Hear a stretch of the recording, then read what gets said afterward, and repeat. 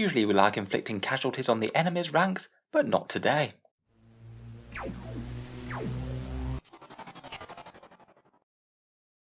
Hello and welcome back to Auspex Tactics, where today we're talking about the fine art of getting your own models killed in Warhammer 40k, which there's a surprising amount of ways to do without really thinking too hard about it, and a couple of times where it might even be tactically best for your own models to perish. With that in mind, let's go through a few common situations where your own decisions might make you a bit less popular with the ranks of the army that you command, and maybe with a few thoughts about how it might be best to avoid this. First up, it's hard to make a video like this without talking about plasma weapons, everyone's favourite slightly lethal archaic technology, where it blows up and slays you on the roll of a 1 to hit. If you really want to punish your own forces, then tell them to forget that there's any sort of thing as a safe mode on the plasma gun, even if the damage 2 or strength 8 doesn't matter. Maybe some of the single most destructive things with plasma weapons could be when you have big multi-shot, multi-wound models firing them. I think perhaps one of the best examples might be the dual-wielding plasma Interceptors from the Space Marines, 60.3 wound models, and some of the most valuable miniatures that you can lose in just one go by rolling a 1 on a plasma gun. I do find it pretty hilarious that if you get the average of 4 shots out of the model, each one of those models has an over 50% chance of dying if you don't have any rerolls, and even if you do have the helpful captain hit rolls to reroll the plasma, even then you still have about a 1 in 10 chance of losing the model. Whenever you're firing multi-shot plasma weapons, if you do want to try and minimise casualties for some reason, you need to make sure that you roll the hit rolls per model and not just all at once. If you roll the dice all at once, then you'll just lose the exact same number of models as the number of 1s that you roll. But if you roll them per model, then you might get multiple of those 1s on the same miniature, and you can only slay him once, thereby preventing your squad a bit of plasma-related attrition. It's also perhaps one of the reasons that plasma pistols just really aren't all that popular right now. For 5 points, their damage isn't too bad, but even giving yourself a 1 in 6 chance to either snipe dead one of your own characters or one of your sergeants often is a bit counterproductive, particularly characters who don't really want to lay themselves low by exploding themselves just before they charge into combat. If you want to play incredibly rash with your own soldiers' lives though, then giving everyone plasma weapons, overheating to the maximum, and rolling all those dice together is a great way of frying your own men. Next up, a surprisingly deadly force in 9th edition 40k is unit coherency, and I find it quite funny that a squad member can get himself killed merely by getting a little bit too strung out from his squad so he doesn't quite fulfill the criteria. The rule with unit coherency is surprisingly punishing. If after any morale checks there's any models that don't meet the criteria, then you simply remove squad models one by one until the unit's back in coherency again. In theory, if you really wanted a squad just not to be there anymore, you could have one model separated just a little bit too far away when you take some casualties, and then pick up the rest of the squad besides that model if you chose to. I do find that unit coherency really could punish small mistakes pretty harshly though. In particular, when you have a big squad greater than 5 models, every model needs to be within 2 inches of 2 different models within the same squad, so it means that you can't just have models strung out at the ends. And technically, if you're playing a hyper-competitive game or your opponent's being a bit litigious, they could point out at the coherency check stage that that model must be removed now.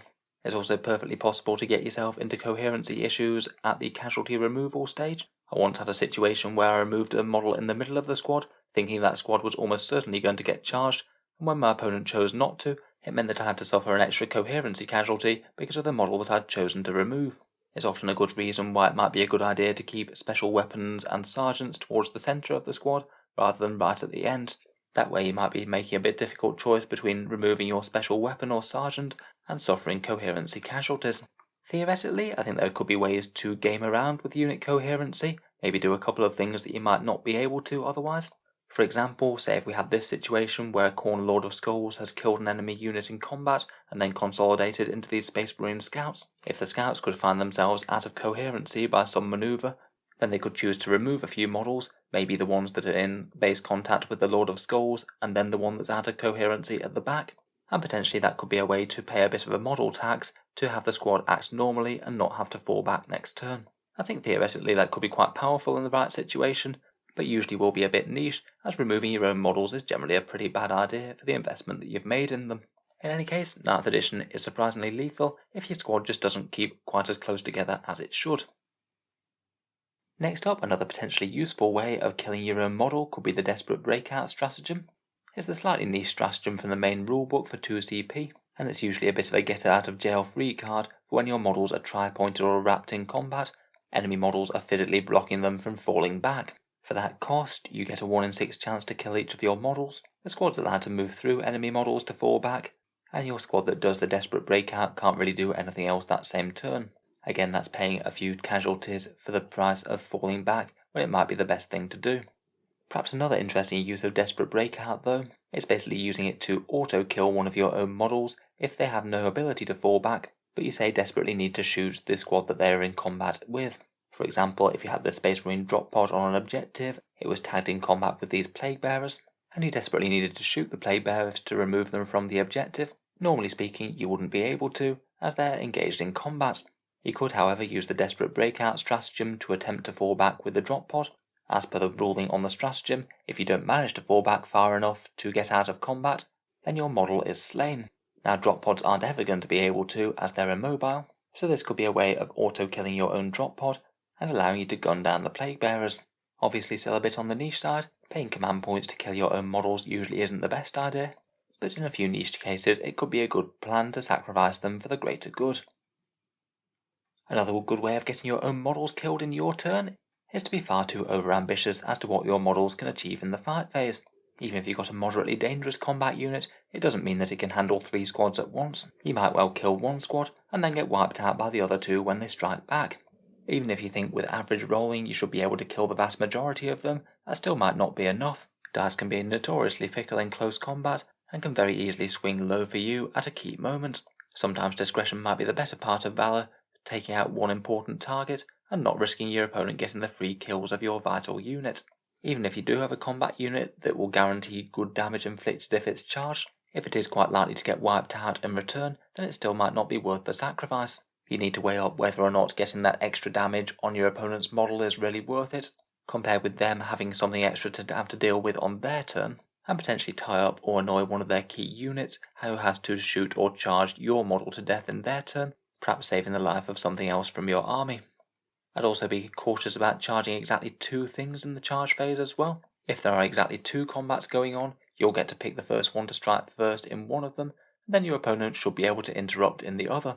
If they have 2 command points to spare, then that's often what they'll do, if it might well save the life of their unit and kill yours. If you already have 1 close combat going on that your opponent could easily interrupt to cause major damage in, then it might well just not be worth committing to another one. If you know it means that your opponent will likely just be able to kill your incoming unit before it strikes by using the 2CP counter-offensive stratagem. Finally, and perhaps most obviously, I try and avoid picking fights with things with fights last or similar mechanics or stratagems. A lot of the time your unit might be hardy enough to weather the enemy counter-attack and strike them, but if it's going to be in any way close, there's nothing more disappointing than charging in a combat unit, it being made to fight last, and then dying before it strikes. I've certainly had a couple of similar experiences trying to shift that Nurgle Foul Blightspawn, where I realised that the best idea might just have been to have my unit sit there and not bother trying to charge a unit that could well kill them before they get to attack. Next up, another great way to lead your units to destruction is for getting powerful enemy abilities, particularly the sort of thing that they can use to strike you on your own turn. Probably the 2 best examples of this are Intercept type abilities and Heroic Interventions, some of which are fairly obvious when they're coming, some of which can crop up in surprising places on factions that you might not associate with them all that much. There's not a lot that's much less satisfying than putting down a powerful unit of deep strikers, and just before they get to attack they manage to get themselves fried by Auspex scan, or some sort of similar ability. It means that it's often a good idea to check if your opponent has any of these intercept abilities, if you are planning on using some troops coming in from reserve. There are really quite a lot of them across 40k at the moment. The Eldar Farseer stratagem, Tempestus Scions have one, Inquisitor Cotias and his retinue can do it, Grey Knights have a Wisdom of the Prognosticars, Alpha Legion have an option, and Tau have a rarely used early warning override bit of kit. I believe there's plenty more as well, so it's well worth asking either pre-game or when you're just about to place a unit if that unit might be triggering any rules of that nature. It's a similar kind of story with Heroic Intervention. Just having your light infantry mosey on up to an enemy character could be a good way of getting them all chopped to bits. Sometimes it's fairly obvious that it's going to happen, sometimes maybe a little bit less so. Some things might have the character keyword that you don't expect, like Orc Kill Rigs or certain Imperial Knights.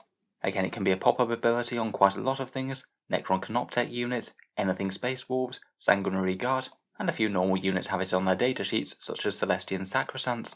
Perhaps even more scary are the long-range counter-charge threats that you might get, things like Salamanders with their 2d6-inch Heroic Intervention, or Custodes Jetbikes and their Stooping Dive. Both of those have a surprisingly long threat range and could well be an option to turn a big win in a charge into a big loss. But in general, if you're not feeling too careful about the lives for your squads, by all means deep strike them next to the Space Marine shooting Death Stars and go up and get super close and friendly with those enemy characters. Maybe another special mention should be Perils of the Warp. It perhaps seems to happen a little bit too often that just casting a pretty pointless spell can lead to a Psyker exploding. If it's only something very minor that's probably not going to change the game in any meaningful way, you generally might be better off not casting and not risking the chance of D3 mortal wounds on your character model. That's perhaps particularly the case if your model's got 3 or less wounds left and might well die to the perils, or you don't have any command points left to reroll the result if things do go badly. Of course though, if your goal is to create maximum carnage within your own ranks, having the Psyker lose all its wounds and then deal out D3 mortal wounds to every unit within 6 inches is quite a spectacular way to go. I think I've mentioned it once or twice before on the channel, but the silliest time that ever happened to me was when the explosion took down an Imperial Knight right next to it that was only on a couple of wounds left. That Knight then also exploded on a 6 and tore a massive chunk out the rest of the army. Cascading explosions like that are just pretty memorable. Next, another good way to give your squads absolutely no chance of survival whatsoever is to put them in reserve and then simply forget to bring them on when they're supposed to come in. For the most part, reserves need to come in on either turn 2 or turn 3 in match play games, which means unless you've got a very generous opponent, then if you forget to bring them on turn 3's movement phase, then they're gone for good. They remain in the dropship or in the foam carry case, and perhaps are presumed to have been destroyed or intercepted, or some forgetful general has forgotten to give them the coordinates of where they need to arrive. This one certainly seems to happen on at least a semi-regular basis in games. Perhaps a lot of the time the mental load of what's happening on the table just distracts from actually getting the things that are off the table into battle. Finally, for a quick bonus round, we have vehicle explosions. I'm sure your guardsmen will really thank you for ordering them to crowd all round their Hellhound tank just before the enemy shooting phase. What damage could that massive vat of burning promethium possibly do?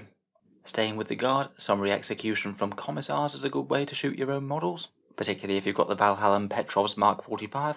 Once that one's meted out a bit of discipline, then the rest of them aren't going to be going anywhere. You could order your Khorne Berserkers to charge in just next to Khan Betrayer just before he rolls a whole bunch of ones. You could have a Lord of Change cast Infernal Gateway when there's demons all over the place. A bit of mortal wound splash damage never hurt anyone. Infernal Devotion Chaos Knights can gradually chip themselves to death by activating more powerful guns over and over again. You can have some other models take the bullets for you with Grot Shields or Tau Drone Savior protocols. You can order some Scarab Swarms to self-destruct in close combat, dealing out a few mortal wounds to the enemy, and maybe dragging down something important with their last gasp. There's a whole ton of other examples from the various codexes. If I've missed any good ones, please let me know. Maybe the ultimate way to get a whole load of your models killed though might just be to have a lack of a pre-game conversation with your opponents and bring a really fluffy army from a lower tier faction and play it against one of the strongest tournament armies in the game at the moment. Let's go for something like a nice casual Chaos Space Marine list, maybe playing against some Drukhari Covens or Grey Knight Dread Knight spam at the moment perhaps. So I hope you've enjoyed a short guide on getting your own models killed in 40k. Hopefully that's going to be useful to at least some of you. If you've enjoyed the video, feel free to subscribe to Auspex Tactics, or I'll certainly keep the regular 40k things coming, with new videos out just about every day. Finally, if you'd like to help support the channel, I would just like to mention that Auspex Tactics does have a Patreon page, and you can find that down in the video description below. Channel patrons do get a few advantages, including seeing certain videos early, regular votes to see what sort of things happen next on the channel, and automatic entry into the regular prize giveaways with the chance to win some really big model kits each month. If any of that sounds good to you, or you'd just like to help support, then the link is down in the video description. In any case, an absolutely massive thank you for listening, and I'll hope to see you guys next time.